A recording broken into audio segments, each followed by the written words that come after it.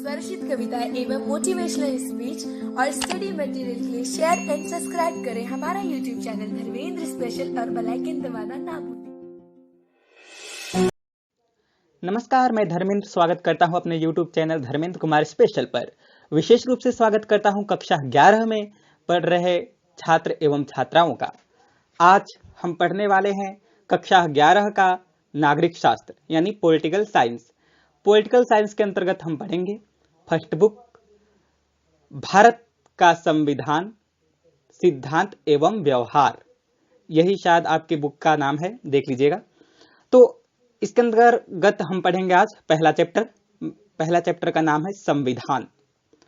तो सबसे पहला क्वेश्चन उठता है कि संविधान क्या है, लेकिन उससे पहले चैनल को लाइक सब्सक्राइब जरूर करें, शेयर करें और वीडियो पूरा देखें और साथ में कॉपी पेन लेकर जरूर बैठें, जिससे कि कोई पॉइंट मिस ना हो पाए। तो आइए वीडियो शुरू करते हैं। पहला क्वेश्चन बनता है संविधान क्या है, उदाहरण देकर समझाइए।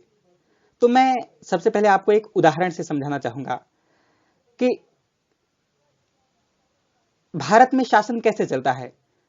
भारत में जो सत्ता का विकेंद्रीकरण होता है, सत्ता की साझेदारी होती है, वो 3 स्तर की सरकारें होती हैं, कार्यपालिका, विधायिका और न्यायपालिका।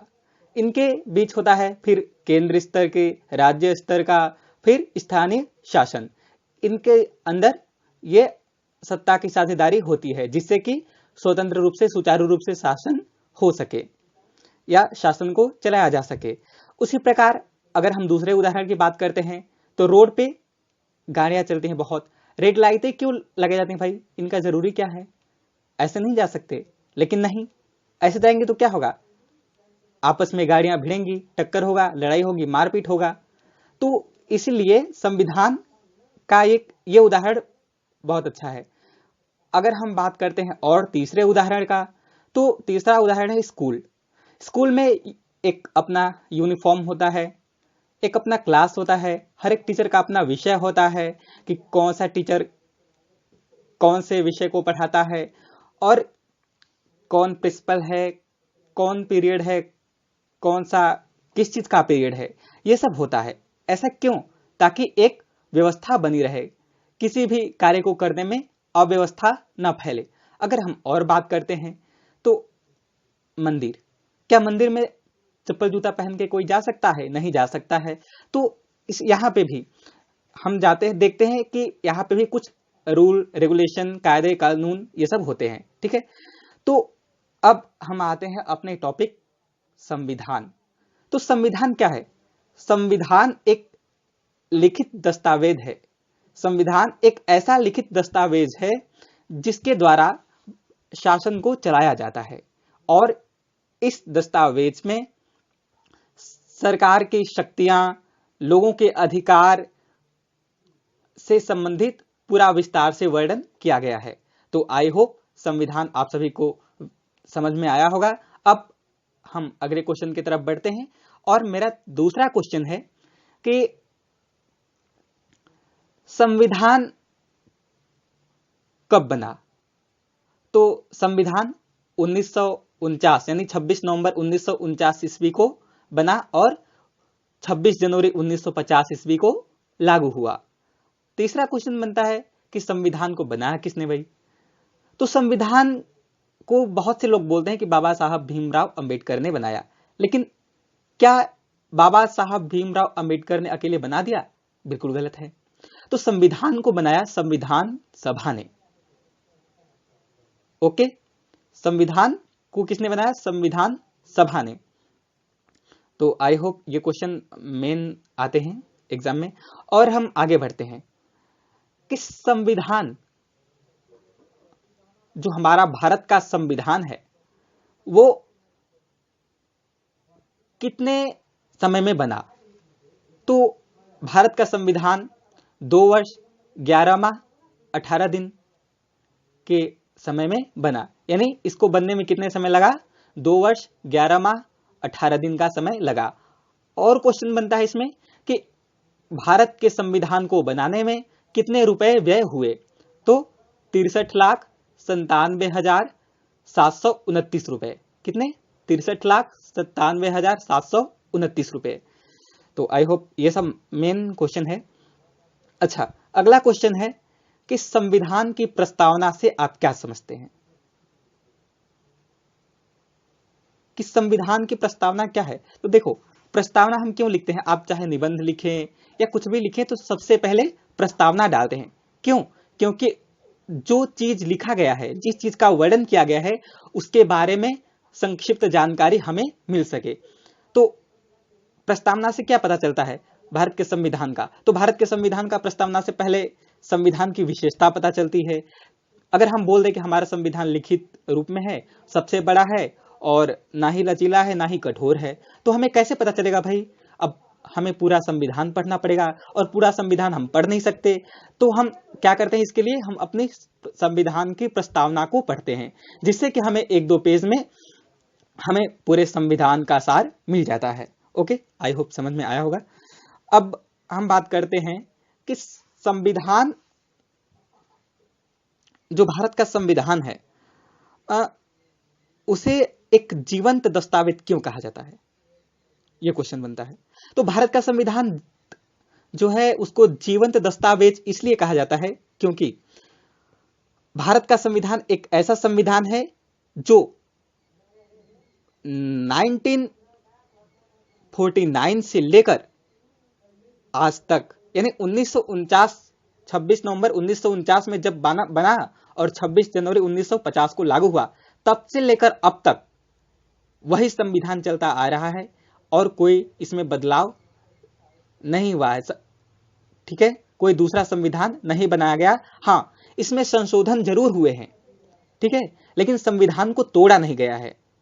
तो हम ये कह सकते हैं कि भारत का संविधान जो है एक जीवंत संविधान है, क्योंकि यह संविधान सफलतापूर्वक चला आ रहा है। इसमें संशोधन हुआ है, परंतु इसमें इसको तोड़कर दूसरा संविधान नहीं बनाया है। अच्छा, अगला क्वेश्चन यह बनता है कि ऐसा क्या चीज है संविधान में जो अभी तक नहीं बदला? तो क्या वह है? ऐसा संविधान में एक चीज है जो अभी तक नहीं बदला है, वो है संविधान की प्रस्तावना। हमें इसी से पता चलता है कि हमारा देश लोकतांत्रिक है। विश्व में सबसे बड़ा लोकतांत्रिक भारत देश को माना जाता है। तो अब क्वेश्चन यह बनता है कि संविधान सभा की पहली बैठक, दूसरी बैठक, तीसरी बैठक और इसका बहिष्कार किसने किया? यानी संविधान सभा की पहली बैठक कब हुई, दूसरी कब हुई, तीसरी, और इसका बहिष्कार किसने किया? तो आइए जानते हैं। संविधान की पहली बैठक 9 दिसंबर 1946, 9 दिसंबर 1946 को संविधान के अस्थायी अध्यक्ष डॉक्टर सच्चिदानंद सिन्हा के अध्यक्षता में हुई। और संविधान की दूसरी बैठक संविधान के स्थायी अध्यक्ष डॉक्टर राजेंद्र प्रसाद के नेतृत्व में हुई।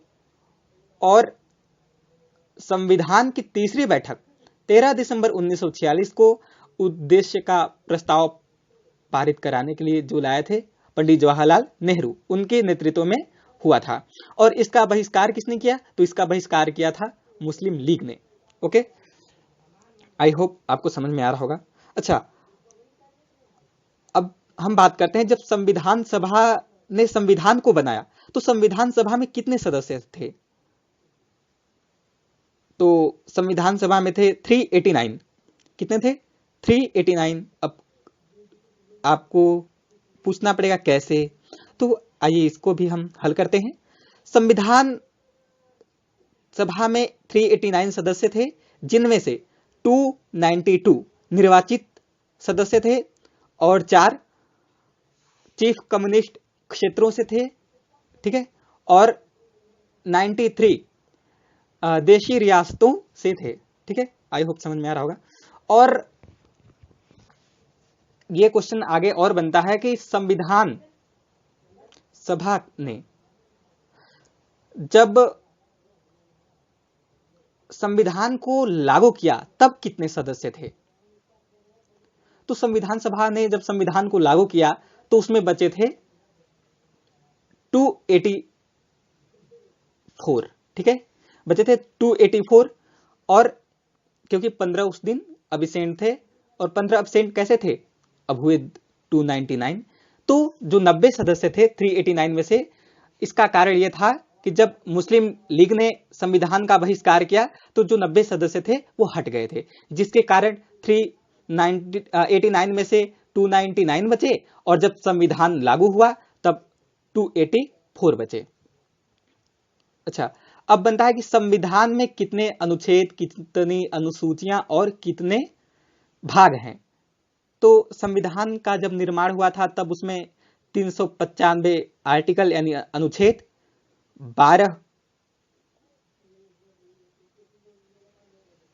395 अनुच्छेद आर्टिकल, 8 अनुसूचियां शेड्यूल्ड और 22 भाग, ठीक, पार्ट। कितने?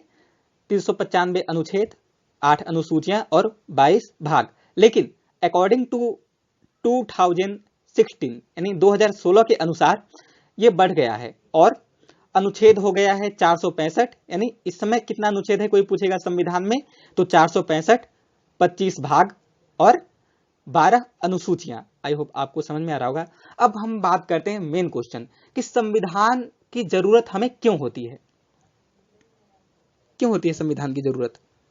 तो वही बात हो गई कि भाई हमें सड़कों पर चलने के लिए रोड लाइट की क्यों जरूरत होती है, रेड लाइट की क्यों जरूरत होती है, हमें